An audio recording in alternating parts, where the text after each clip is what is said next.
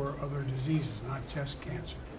And so this was in addition to the $7.3 billion in funding we secured from the National Cancer Institute this year alone.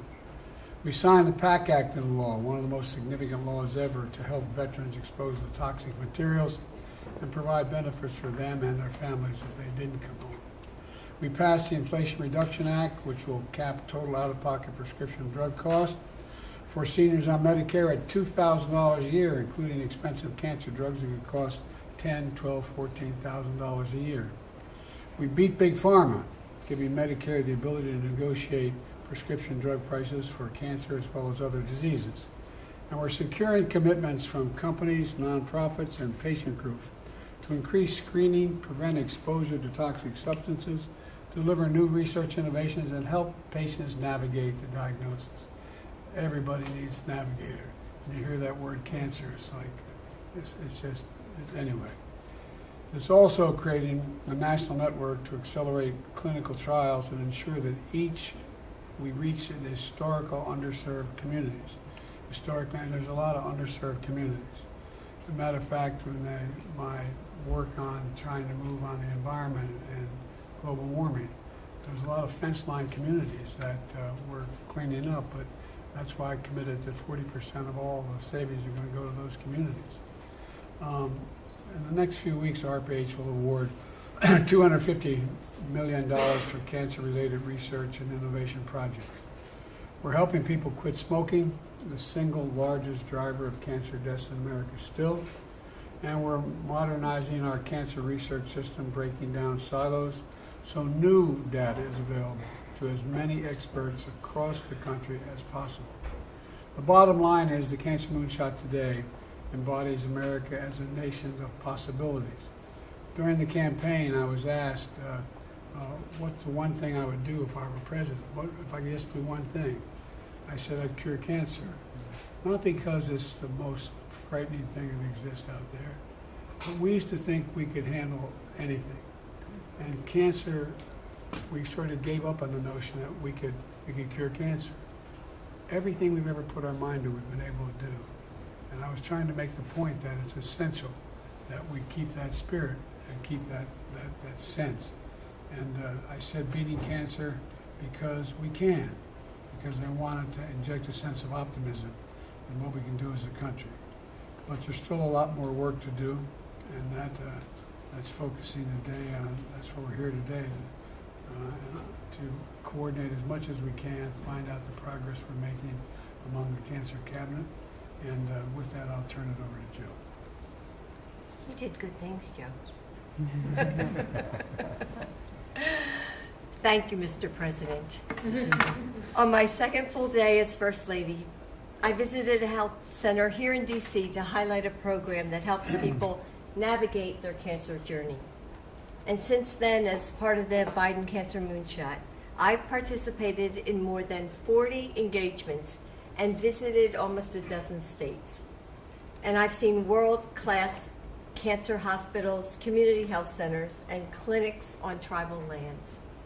I've worked with sports leagues and advocates, businesses, and media. And I've joined Republicans and Democrats who are helping lead this work in their communities, because this isn't, as you all know, a red issue or a blue issue. It's a human one. And earlier this year in New Orleans, Senator Cassidy and I saw how funding from the National Cancer Institute is changing lives in Louisiana, helping nurses enroll patients in remote areas in clinical trials. 2 weeks ago in Madison, Senator Baldwin and I toured a lab working to transform how we screen for cancer. It was really pretty fascinating. And we spoke with advocates and providers about how the federal funding the president called for in his budget would help more Wisconsin women get screened for breast and cervical cancer.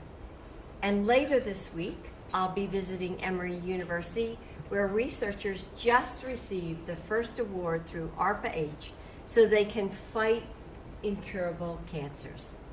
I've met with patients and families and healthcare workers and researchers to hear what's working and what isn't. And when I brought their stories back to the White House, the president listened. Last year, I visited a small health clinic in a tribal nation outside of Tucson, Arizona. The people we met spoke about their struggle to find funding to meet their needs of their community, where so many are touched by cancer, as you all know.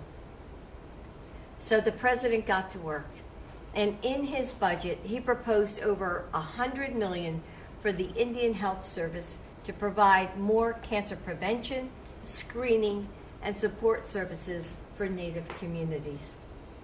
Everywhere I go, my focus is on the patient experience. And what I've heard again and again is that we need, as Joe was talking about, patient navigation programs, and that these programs need more support. Because, as we all know, everybody in this room, cancer is daunting and complex.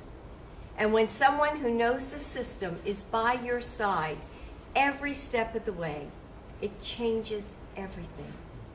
Navigators lead to better outcomes for patients.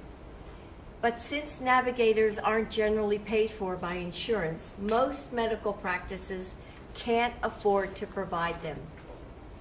So, the president expanded the number of grants for these programs, and he worked with the Centers for Medicare and Medicaid Services to propose a new rule that, when finalized, will allow Medicare to pay for patient navigation services.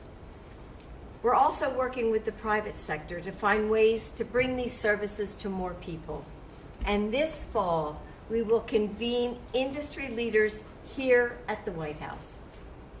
Of all the things cancer steals from us, time is the cruelest. The days spent in treatment or recovering from surgery, anniversaries and holidays missed, pages of photo albums unfilled.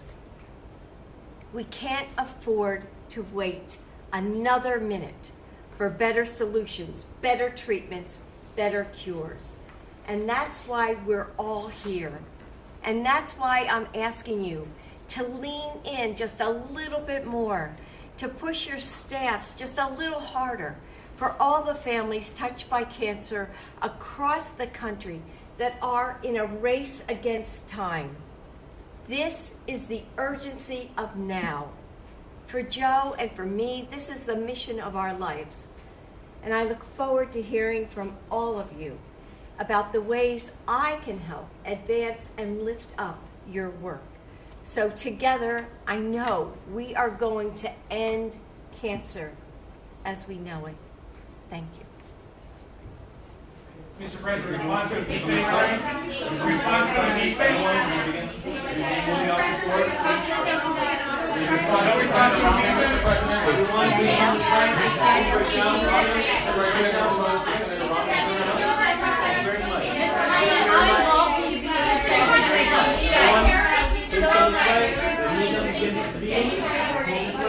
Thank you very much. Come on, let's go this way. Thank you very much. Thank you very much. Everyone, please move out the doors. Let them begin the meeting. Thank you. Thank you. Good work. Thank you. Thank you guys. Thank you so much. Thank you so much. Let's lower these. Appreciate y'all. Thank you.